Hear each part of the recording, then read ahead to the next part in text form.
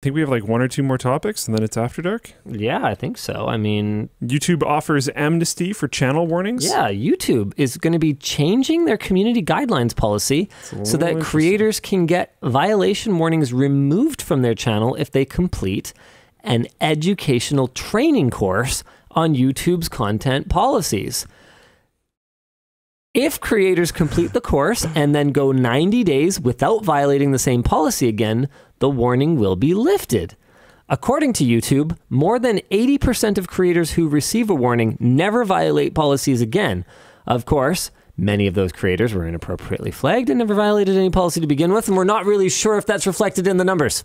But would still have to take the course, even if they were incorrectly flagged. Our discussion question here is, why doesn't YouTube fix their policy ambiguities and inaccurate moderation? And I know the answer to that.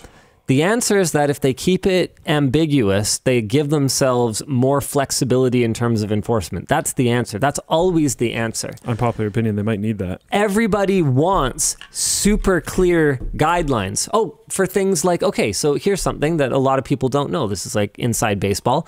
YouTube has engines that run internally that analyze thumbnails for whether or not they are clickbait. Did you know that? No. Yeah.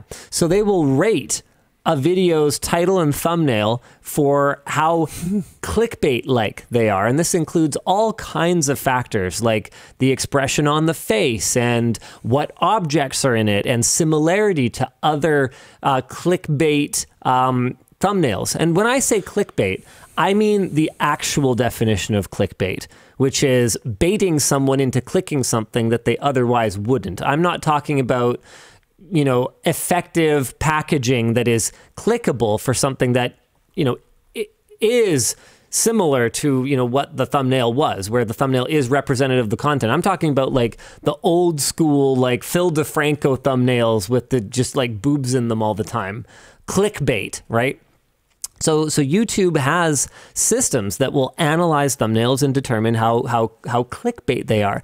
And they give creators general guidelines like, oh, if you were to do this, that would be an example of something that would possibly be treated as kind of clickbaity, at least initially. If they find that it's a quality piece of content and people who click on it are quite satisfied, then that will de-rank it in clickbaitness.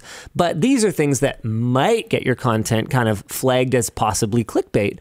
But they won't tell you exactly what those things are for two reasons. A, they're always changing. And B, and that's by design, and B, if they tell us exactly where the lines are, there's going to be a significant proportion of content creators that are going to go right up against them. And that's the way that it is, whether it's community guidelines or whether it's, clickbait analysis or, whatever it happens to be, or whether it's, a spiffing Brit, hack the platform exploit, like whether it was polls and community posts or, whatever else it is, they're always looking for ways to open up exploits and close them. And it's always changing. The sands are always shifting, and that is 100% on purpose.